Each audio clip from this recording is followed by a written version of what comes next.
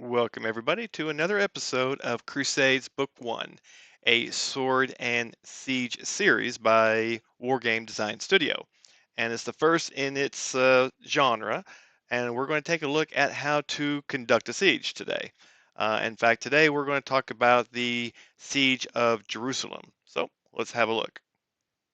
Now, real quick before we get started, I just wanted to show you a quick overview of the city of Jerusalem itself and the defenders, which were the Fatimid Caliphate defenders, Muslims, against the Crusaders. You can see the Muslims are in green, defending the walls, and the Crusaders are mostly in white. You'll see them basically about 180 degrees around the city itself if you were to open up the scenario. Now, the scenario that we're going to play so I can teach you how to conduct a siege is a modified version of the scenario that you will actually play in the game. So this modified version would not be available for you to actually play. So let's continue on. All right, here we are at the 2D graphical 2D units, and you can see the units in their glory. You can see the various catapults. We got mangonels over here. We have a battering ram. We have a siege tower. Over here with the wheelbarrow, we have sappers who will be able to mine the walls. We talked just a little bit about that last time. Here we have some archers close enough where they will be able to fire on the defenders and thereby weakening them. I tell you what, let's go get rid of the names here so you can see things a little more clearly. Now you'll notice the flags there, they represent the victory points that you will obtain if you take the gate. But they also, even more importantly, represent ownership of the gate, because only the owner of the gate can pass through the gate unmolested. So the Crusaders cannot go through the gate because they don't own the gate right now. But let's go ahead and get rid of the gates as well here, okay? All right. Now you'll see here that defending this first gate here that I just took the flag away from is a hot oil and sand cauldron. This was a very dangerous weapon here, but the good thing for the Crusaders, or whoever happens to be fighting against them, is that it can only be used once. But just remember this, if you don't remember anything else from this video here, remember this one thing. If you get hit by a cauldron of hot oil or hot sand or whatever they're going to throw down on you, almost everybody is going to die on this one touch.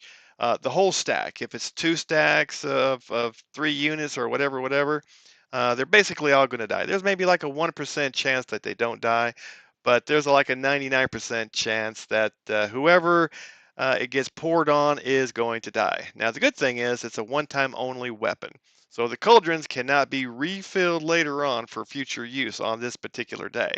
So they pour and they leave. But now let's take a look at some of these other units here, defending the wall. And I tell you what, real quick here, let's remove the unit so you can see the wall. You see the towers, you see the standard walls, and then you see the gate with this red trim. The towers are, as I think I mentioned last time here, you can go up or down from the inside. So if you're on the interior, you can actually gain access to the upper side of the wall by going through these hexes called tower wall hexes. Now you have to be in column to be able to do that. You can't go in line of battle and start climbing stairs.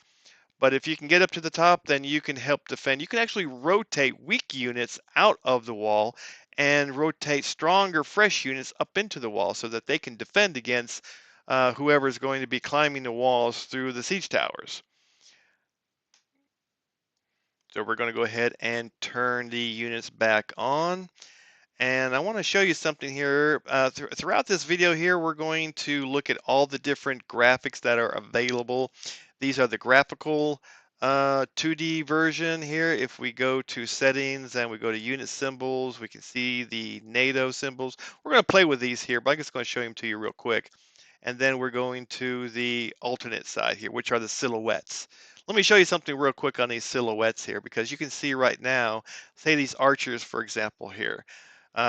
These archers are in column. Now they're going to be able to shoot better if they are in line of battle. So let's go ahead and change them, but watch what happens to the unit when I change their formation here. They're going from basically marching with the bow in front of them to, oh, there it goes. they are ready to fire. And let's go ahead and do the same thing with these other guys. And now they're going to be ready to fire too. And you can also see which way they are facing by this little yellow line indicator. So they are facing to the southeast. And the conversely here, the defenders on the wall here are facing to the northwest, and they're going to be shooting in their line of sight at the archers, and the archers are going to be shooting at them with the intent of clearing them off the wall. So you can see the siege engine here. It's going to march towards the wall, and eventually you see these infantry units behind them are going to start moving along this road. And as soon as the siege engine gets up against the wall, then you're going to see these infantry move inside of the siege engine. The engine is going to say occupied, and the infantry units themselves are going to say in tower. That means they're ready to go. They're going to climb up those stairs, they're going to hit that wall, and they're going to try to dislodge those defenders. And if they can dislodge those defenders, then they can start spreading out and more people can climb up and get on the wall.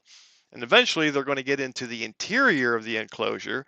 And from the inside, on the ground level, if there's no one defending the gate, they can simply open the gate and everybody can pour in through the gate, whether it be cavalry, whether it be, you know, units, regardless of size, they'll be able to pour in there, no problem at all here. By the way, real quick, I want to point out here that the maximum stacking for any unit on a wall is going to be 75. So you'll see them at different strengths here. They got 71, 72.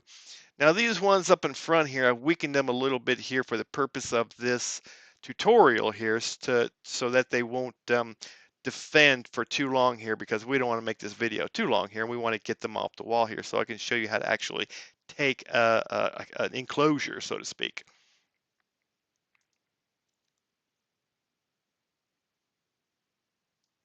All right, so let's try one more setting here. We're gonna look at the NATO units just for a quick second, and let's move on over to them. And we're gonna move this siege tower here. We're gonna double click on it so it is now ready to move, and we're gonna move down this road here and get as close to the wall as possible. You can hear the sound effects here. I'm going to turn those sound effects off here in just a little bit, but I wanted you to hear them initially here. Now let's take a look at these archers here. We're going to shoot at these bowmen who are going to be defending the wall here. So let's give them a shot. We're going to double click, and then we're going to hold down the control button so you can see the firing mechanism ready to go, which is a crosshair like you would see on a rifle scope. And we're going to fire at these bowmen who are defending the wall. Let's see how we do. All right. You can see there that we were able to kill 3 of the defenders. So they are down now to 44. Oh, by the way, I've turned Fog of War off for the purpose of this demonstration, so you can see everything there is to see. Next, let's take this other stack of 2 archers, and we're going to again hold down the control button so I can go from movement to firing mode. Let's give it another shot.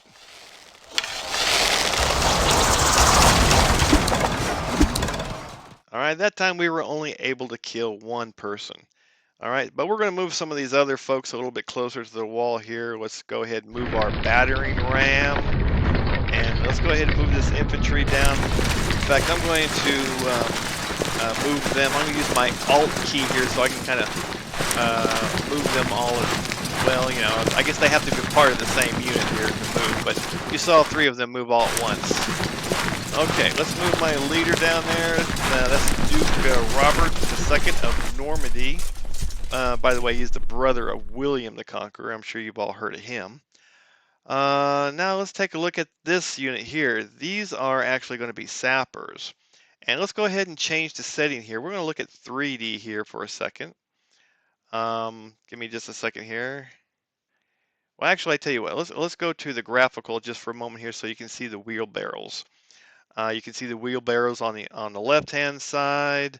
Now we're going to move a little closer here. Now, ordinarily, you would not want these guys to get into harm's way too quickly, because they're most effective when they haven't been weakened by enemy fire. But again, here, I'm going to play both sides here, so I'm not going to try to defend too much because I want the Crusaders to actually get in the interior here before this video becomes too long. But we're going to move up a little bit closer here. And, oh, the catapults. Okay, now look at these catapults real quick here. These are the mangonels, a type of catapult. There's three in the game, by the way. There's the mangonels, the onagers, and trebuchet. Trebuchets were not introduced until later in the crusading time period, so they don't actually appear in this particular scenario.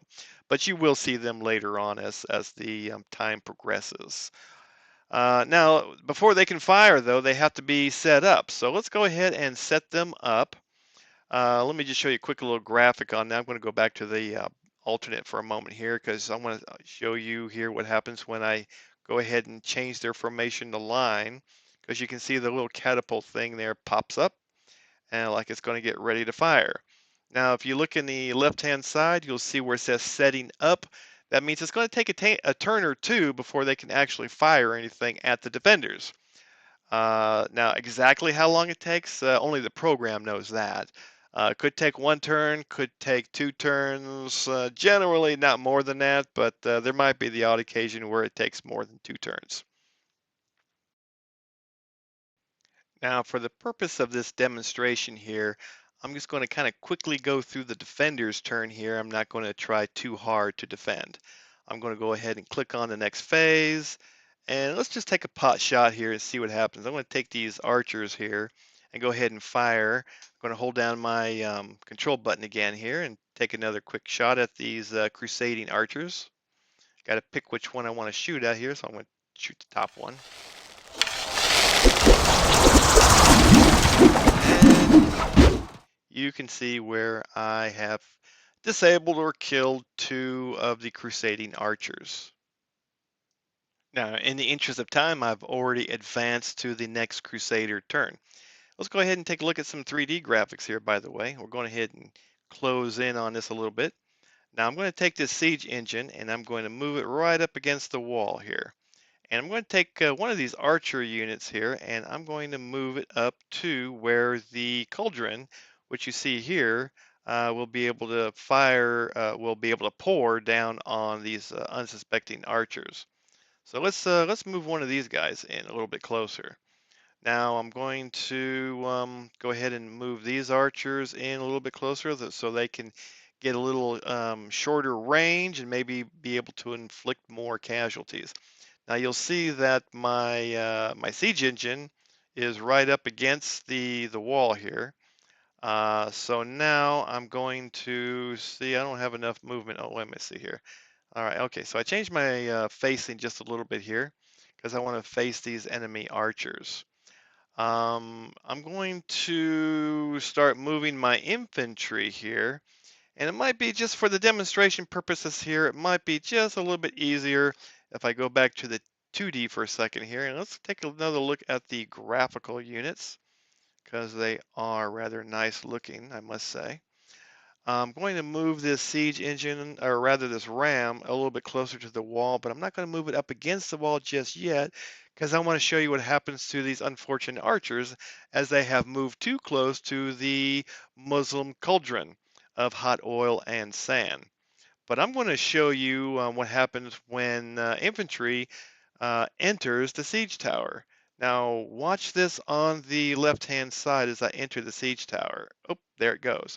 So you see that the infantry unit is in tower. That means they're ready to assault the enemy on the wall. And the siege tower itself says occupied. So you cannot have two units occupying the siege tower at any one time. It's a one unit maximum. So, but I'm going to move these other infantry a little bit closer here so I can be ready to enter as I desire to do so. In fact, let's go ahead and just double up here as much as I can so I can be as close as I can. Now I did advance the turn. Let's see here. Okay, so of the two catapults that or mangonel catapults that I set up, one of them is ready to fire and the other one is still setting up. So I tell you what, let's go ahead and double click on that. I want you to hear the sound effects. I turned them off for a moment, but Let's go listen to the sound effect here as I fire my catapult here. I'm going to fire at these archers right here.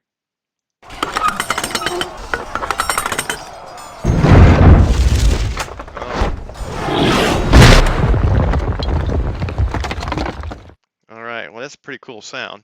But anyway, I inflicted a total of 7 on the defenders, so that's a pretty good hit. Now I have not fired these guys yet, so I'm going to go ahead and fire at the archers here. Got 7 of those guys. And let's go ahead and take my archer here, which is next to the cauldron. I'll fire at those archers there, and I killed 3 of them. These archers are going to fire over the head of the archers in front of me onto the wall, and they're going to inflict 2 damage. Now, I'm going to move my sappers up a little closer too, so you can see what happens when they start mining the walls. What they're going to do here is they're going to um, get underneath the walls and try to collapse it, thus making a breach. And then the besiegers will be able to pour through. Well, pour through might not be the right word, because what's going to happen here is when they enter the breach, because there's going to be a lot of rubble there and everything, they can only enter it in column formation, and they're going to automatically have to stop once they enter the breach itself because of the rubble. But on the next turn, as long as you have a leader pretty close to them, and we'll move that leader up closer. As long as you have a leader up close to them, they should be able to recover pretty quickly and start moving through the interior of the walled enclosure. And then who's ever behind them can do the same thing. They'll just move in, they'll get disordered, and then they'll have to stop as well. Now I'm going to go ahead and change to the next turn now, just so we can move things along. And I'm going to try to get on top of the wall here. I'm going to hit this archer unit. So I'm going to double click, well, I'm just going to highlight this mace unit, 75 men. He's going to be up against these 38 archers who have already taken some hits. And let's see here, we're in the melee phase, so we're going to right click on this defender.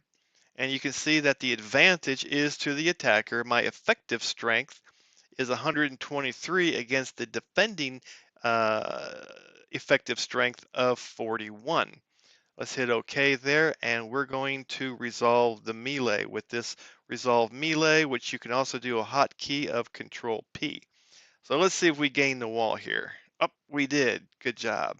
So that defender, by the way, on the wall, it's automatically a stacking limit of 1. So they cannot they cannot retreat. So if a defender on the wall has nowhere to retreat because there's no empty space there, that's typically what happens. They'll become automatically eliminated. They cannot jump off the wall. Okay, they would probably not survive the attempt. So those defenders were totally eliminated because they had nowhere to retreat. All right, so we've made our first victory there on the wall. Let's take a look here. Now that's just a standard wall, so we're going to need to get over to a tower wall, which is the one off to the left. So if we can capture that one, then we can actually get into the interior. So let's see if we can move things along here. I'm going to skip to the next phase. Let's just go ahead and do that real quick. Now we're on the Muslim turn, the Islamic Alliance turn. I want to show you what happens real quick here. We're going to take this cauldron, and we're going to go ahead and attack the defenders down below. And well, I'm sorry, I got to go ahead and put it in the hot crosshairs. And boom! Oh wow, 109 people here killed because that's that hot boiling oil they're just poured down on them here. Probably some fire, going along with that hot oil. It's just a mess. And the entire unit was just wiped out completely. Terrible, terrible day for those besiegers. But now you'll notice that the cauldron there on the upper left there, it says no ammo, because like I told you earlier, it's a one-time use weapon only here. It's devastating when used, but it can only be used that one time. All right, now I have advanced the turn again to the Crusader turn. So I'm going to turn this Crusader unit over to where he's going to face the Cauldron, and we're going to try to take out that Cauldron on my melee turn. I'm going to move this spearman into the tower so it can assault this unit, this defender who's guarding actually a fort tower wall hex. So if I can get that one, then I can get into the enclosure and capture the gate. And then I can show you how people just march in through the gate real quick like. So let's go ahead, and I'm not going to bother firing. Well, maybe I'll go ahead and fire because I got both of my mangonels ready to go. Let's fire again here. They got 6 on. I turned off the sound effects, by the way, just so it can be a little bit faster. And then so I got 6 with one mangonel and 5 with the other mangonel here. Let's take some archer units, and we got 4 more of those. And these archer units here, let's see if we can weaken the spearmen a little bit. All right, good job. We got 4 of them. All right, so let's advance to the melee turn here. All right, we're back on the melee turn. I'm going to take these mace units and see if I can overwhelm that cauldron. It's not doing the Muslims any good anyway here because they're empty now. Let's go ahead and resolve that one real quick, and we were able to take it. But I want you to notice something here. Even though I've captured the upper part of the gate is still in control by the Muslims. Because as I click on the flag again, you'll see that the flag is still under Muslim control. But in a moment here, I'm going to show you how you take that and turn it to a Crusader control. But the first and the next thing that we're going to do here is we're going to take the occupied siege tower, and we're going to highlight that spear unit, and we're going to attack these guys here. All right, we've got an effective strength, which has given us the advantage. Hopefully we'll succeed, so let's see what happens here. Oh, no, we didn't succeed that time. So we're going to have to advance again here rather quickly here so we can try it again. I'm going to move this Muslim unit out of the way so I can hopefully be able to take the gate here without too much trouble here in the near future. Let's go ahead and see if we can weaken these the spearmen again here. Oh, well, I got to advance the phase there. I'm sorry. We're not going to do any Muslim melee, but we're going to go back to the Crusader turn. And let's go ahead and shoot at these defenders a little bit. Maybe we can get some damage inflicted on them where they won't be able to defend effectively again. I am going to move these guys who are disordered out of the way and move some fresh units into my siege tower where I can advance the phase to the melee.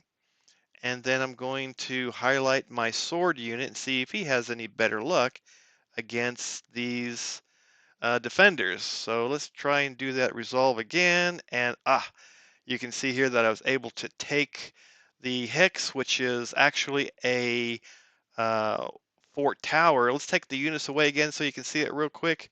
So you can see that is a fort tower. And just in a second on my next movement phase, you'll be able to see where I can move into the interior by basically climbing down the stairwell of the fort tower hex. And I'll be in the interior here, and I'm going to show you how I take the gate. It's undefended because I don't want to, waste time trying to fight my way through it. But I'm going to go ahead and advance the turn. I've already done pretty much everything I'm going to do. Maybe I'll go ahead and attack these archers. I probably won't win that, by the way, because I'm pretty weak. Yeah, I didn't think I was going to win anyway. But oh well. So let's go ahead and advance to the next phase here. I got to advance through the Muslims here. Let's just do that real quick like. All right, now we're back to the Christian phase again, or the Crusader phase, I'm sorry. So now if I highlight that sword unit, you'll see that I'll be able to climb down into the interior. I'm going to move up on that wall. I got enough movement here, so watch this. Boom. I've captured the gate because you can only capture a gate from the interior at the ground level. So I had to go from the wall to the ground, march across the field a little bit, and then take the gate from the inside and then now all of these guys here, all these Crusaders will be able to pour in and start mopping up the city of Jerusalem. And before too long here, most likely, unless the Muslims here put up a really good fight, which is entirely possible, by the way. This is by no means a slam dunk for the Crusaders. I've made it easier for the Crusaders here just because of the version here that I've adapted for this demonstration. But ordinarily here, especially if you're playing this head-to-head in a play-by-email game, you'll find that it's going to be very difficult to take the city of Jerusalem. I know because I've tried it against a human, and it took me a long time to do it. But anyway, here I just wanted to show you now the flag is turned to the Crusader flag. So now the gate is officially owned by the Crusaders, and as I said a moment ago, the Crusaders will be able to pour into the city, unless, of course, the defenders start trying to block the entrance. Which under normal circumstances they would, but for this purpose of demonstration here, they're not going to. The Sappers, by the way, I'm sorry, I didn't get around to I can actually do it here. I can go to change Sapper, and you'll see where I have to pick a direction that we're actually going to mine, and I'm going to hit OK, and then now you'll see where they actually say mining. And on the next phase, on the report, you'll see the amount of damage done to the wall. And after several turns of damaging the wall over and over again, that wall will collapse. And then that will be another way for the Crusaders to enter through. Well, this video is getting a little bit on the long side here, so I'm going to go ahead and say goodbye for now. I appreciate you very much listening to this video. I hope it has educated you a little bit into how to conduct a siege, but as in all things, there is a learning curve. You're going to have to practice in order to get good at it. But I hope that you'll enjoy doing that because that's half the fun, right, of learning how to do things. Anyway, I'm going to say adieu for now, and thank you again for listening.